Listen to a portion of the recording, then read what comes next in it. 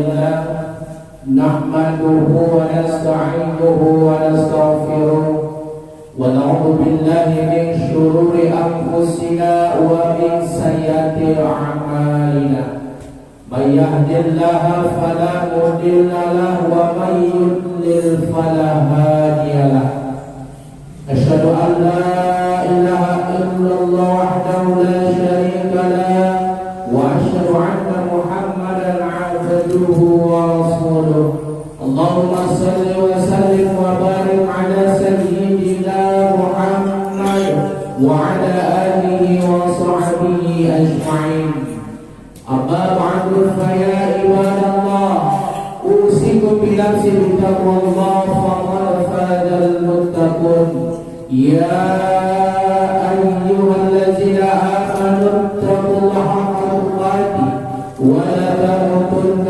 إلا وأنتم مسلمون وقال الله تعالى في آية أخرى يا أيها الذين آمنوا اتقوا الله وقولوا قولا سديدا يصلح لكم أعمالكم ويغفر لكم ذنوبكم ومن يطع الله والرسول فقد فاز فوزا عظيما صدق الله العظيم. Hadirin sidang Jumat yang dimuliakan Allah Subhanahu wa taala. Melalui mimbar bukan Jumat ini, khatib berwasiat, mari kita tingkatkan iman dan takwa kita kepada Allah Subhanahu wa taala, yaitu tetap senantiasa menjalankan segala perintah-perintahnya serta menjauhi segala larangan-larangannya. Karena takwa adalah salah satu jalan untuk mendekatkan diri kepada Allah. Tidak ada satupun orang yang akan selamat di hari kebangkitan nanti, melainkan hanyalah sebuah takwa. Tidak ada satupun orang yang akan bisa selamat dari siksaan api neraka, melainkan hanyalah sebuah takwa. Sebagaimana yang dijanjikan Allah, wa tajawwadu fa inna khairal zadi taqwa. Berbekallah, sesungguhnya sebaik-baik bekal itu adalah takwa.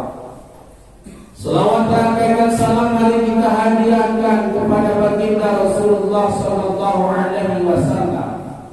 Mudah-mudahan dengan kita senantiasa memperbanyak selawat kepadanya, nantinya kelak kita akan mendapatkan syafaatnya. Amin, amin ya rabbal alamin. Adapun yang lupa pada siang yang penuh berbahagia ialah peranan hati di dalam kehidupan. Hadirin sidang Jumat yang dimuliakan Allah Subhanahu wa taala. Hati merupakan bagian yang paling murni yang terletak di dalam diri kita, yang menggerakkan seluruh anggota tubuh kita, baik itu yang jasmani maupun yang rohani.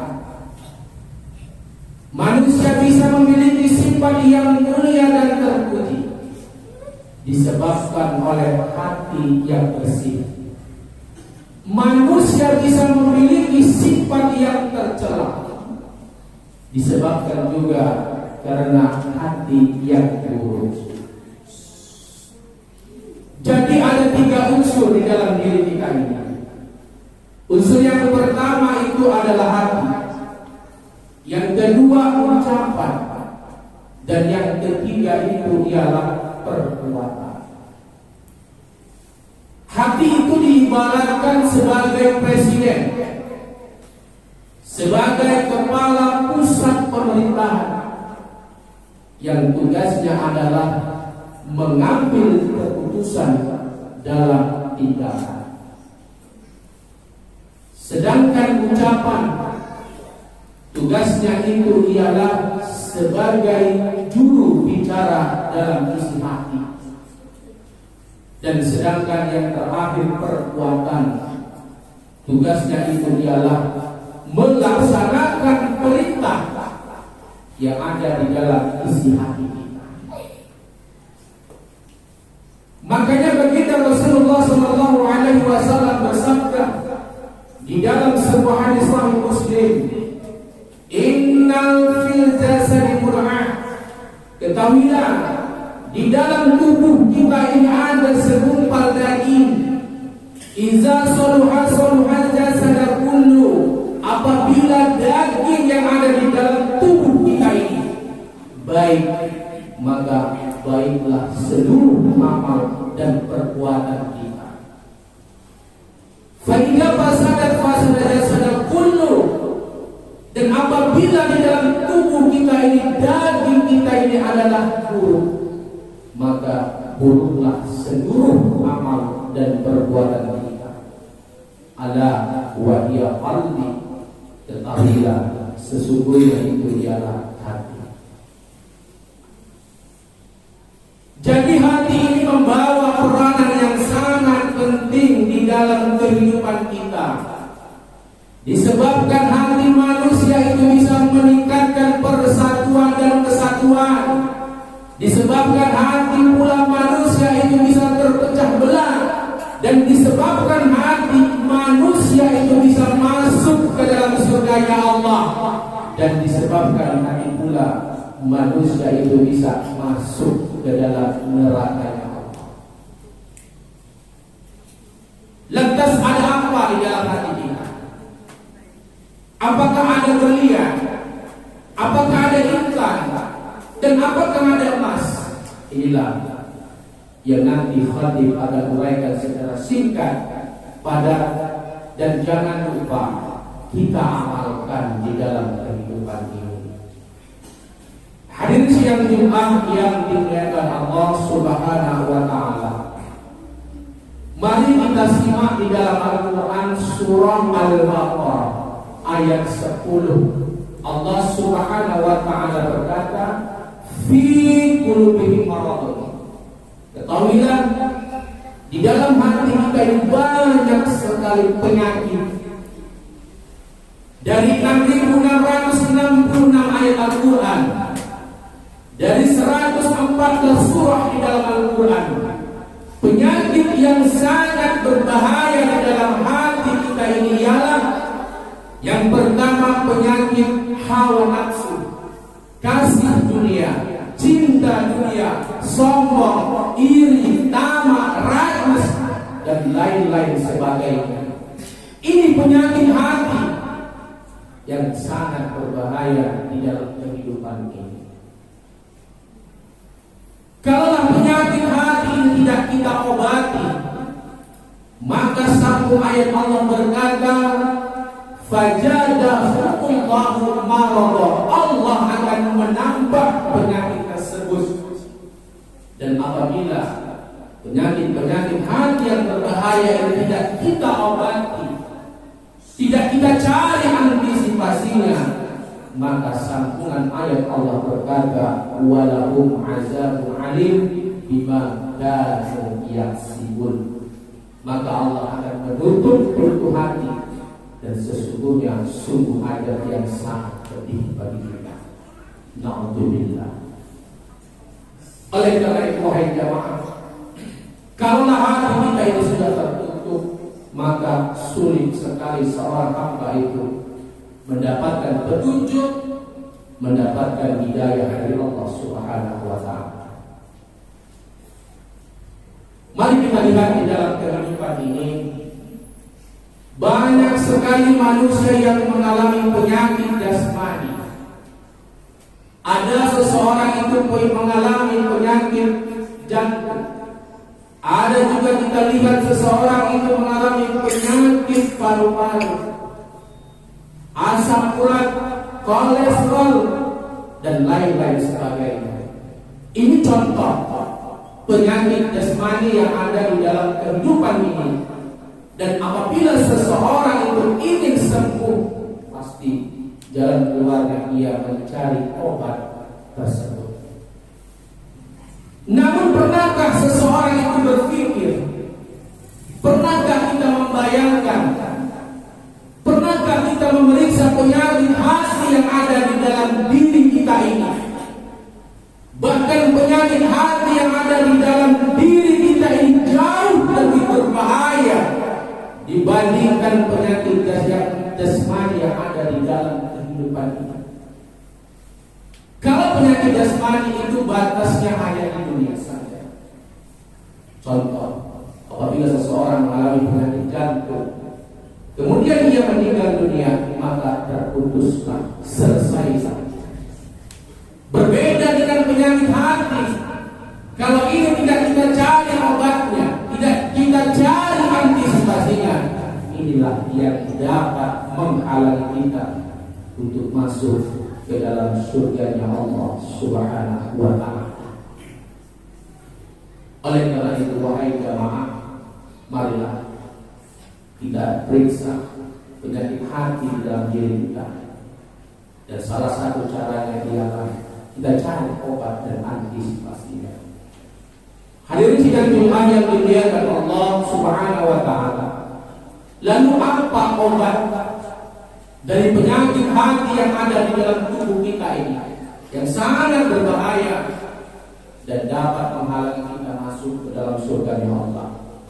Yang pertama, kita sudah ketahui, namun kita lupa untuk mempraktekkan dalam kehidupan ini, yaitu berzikir kepada Allah Subhanahu wa ta'ala. Jadi zikir itu adalah mengingat, menyebut asma-asma Allah. Allah Subhanahu wa ta'ala sudah memerintahkan kita di dalam Al-Quran, banyak-banyaklah kita mengingat kepada Allah. Salah satunya firman Allah di dalam surah Al-Ahzab ayat 41, Allah berkata, ya ayyuhalladzina amanu zikrullahi dzikran katsira, yang artinya wahai orang-orang yang beriman, banyak-banyaklah ingat kepada Allah. Fasabbihu bukratan wa asila, mulai dari petang sampai subuh. Kemudian firman Allah di dalam surah An-Nisa ayat 103 yang artinya apabila kita selesai melaksanakan salat, banyak-banyaklah kita mengingat Allah. Di waktu kita duduk saat ini, di waktu kita berdiri, dan dimanapun saja kita berada. Jadi cukup jelas wahai jamaah, berzikir adalah salah satu amalan yang diutamakan, yang tidak memiliki waktu untuk senantiasa kita menghambakan diri kita kepada Allah Subhanahu wa ta'ala. Inilah obat yang pertama penyakit hati adalah banyak-banyaklah berzikir kepada Allah. Dan kita dengan berzikir kepada Allah, hati kita ini menjadi tenang, tenang, sebagaimana yang dikatakan Allah di dalam Al-Quran, wa tatma'inna 'alal qulub, surah Ar-Ra'd ayat 28. Dengan banyak-banyak mengingat Allah, hati kita ini akan menjadi damai dan tenang. Kemudian yang kedua, salah satu obat untuk menyembuhkan penyakit hati ialah banyak-banyaklah memohon ampun kepada Allah. Kita sudah ketahui manusia ini adalah tempatnya salah dan dosa, dan sebaik kesalahan itu adalah meminta ampun kepada Allah Subhanahu wa ta'ala. Jadi oleh karena itu, sebagai hamba Allah yang dhaif, hamba Allah yang lemah, marilah kita sempatkan diri kita untuk berbanyak membaca istighfar, memohon ampun kepada Allah. Karena baginda Rasulullah saja yang sudah kita ketahui, yang sudah dijamin oleh Allah masuk dalam surga. Di dalam sebuah riwayat, satu hari 100 kali meminta ampun kepada Allah. Lalu bagaimana dengan kita? Yang kita aja statusnya belum jelas, belum tahu apakah kita bisa masuk ke dalam surganya Allah. Inilah sebagai bahan renungan kita, sebagai hamba Allah yang dhaif, yang lemah. Ayo kita banyak memohon ampun kepada Allah Subhanahu wa ta'ala. Dan yang ketiga, salah satu cara obat menyembuhkan penyakit hati ialah berkumpulah dengan orang-orang yang saleh. Dengan berkumpul dengan orang-orang yang saleh, maka hati kita akan tenteram. dengan memberikan wawasan ilmu agama yang dapat kita amalkan di dalam kehidupan ini sebagai bentuk pertanggungjawaban di hadapan Allah Subhanahu wa taala. Itulah salah satu contoh cara menyembuhkan penyakit hati yang ada di dalam diri kita. Mudah-mudahan dengan kita masih diberi kesempatan oleh Allah, marilah kita banyak-banyak berzikir kepada Allah, perbanyaklah mohon ampun kepada Allah, dan senantiasa selalu berkumpul dengan orang-orang yang saleh sebagai salah satu obat dari hati kita yang sangat berbahaya di dalam kehidupan ini. Mudah-mudahan Allah Subhanahu wa taala selalu memberikan hidayah kita, khususnya di dalam kehidupan ini, apalagi saat ini kita masih berada di bulan Syawal. Syawal itu adalah kelanjutan daripada bulan Ramadan, yang mana selama di bulan Ramadan amal-amal itu harus kita tingkatkan, setidaknya harus kita pertahankan. Karena para ulama kita berkata, Syawal itu adalah sebagai bulan peningkatan untuk 11 bulan yang akan datang.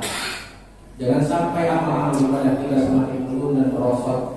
Itulah hakikat daripada Syawal sebagai salah satu bentuk kemenangan setelah menjalankan ibadah puasa Ramadan. Mudah-mudahan Allah Subhanahu wa taala telah memberikan amal-amal ibadah puasa kita di tahun ini sehingga kita dapat dipertemukan bulan Ramadan tahun-tahun yang akan datang. Amin amin ya rabbal alamin. A'udzu billahi minasyaitonir rajim. Bismillahirrahmanirrahim. Wal 'asr innal insana lafi khusr illa alladziina aamanu wa 'amilus shalihaati wa tawassaw bil haqqi wa tawassaw bis sabr. Barakallahu li wa lakum fil Qur'anil 'azim wa nafa'ani wa iyyakum bima fihi min al-ayati wa dzikril hakim wa taqabbal minna wa minkum tilawah innahu huwal ghafurur rahim. Alhamdulillah hamdan katsiran kama amara.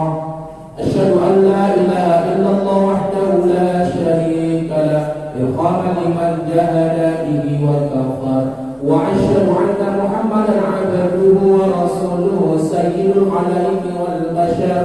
Allahumma shalli wa sallim wa barik ala sayyidina Muhammad wa ala alihi wa sahbihi ajma'in. Amma ba'du, inna Allah wa malaikatahu yusalluna 'alan nabi ya ayyuhalladzina amanu shallu 'alaihi wa sallimu taslima. Allahumma shalli wa sallim wa barik ala sayyidina Muhammadin wajhil anwar wa radallahu an kulli sahabatin azma'in wa 'an tabi'in wa man tabi'ahum bi ihsan ila yaumiddin.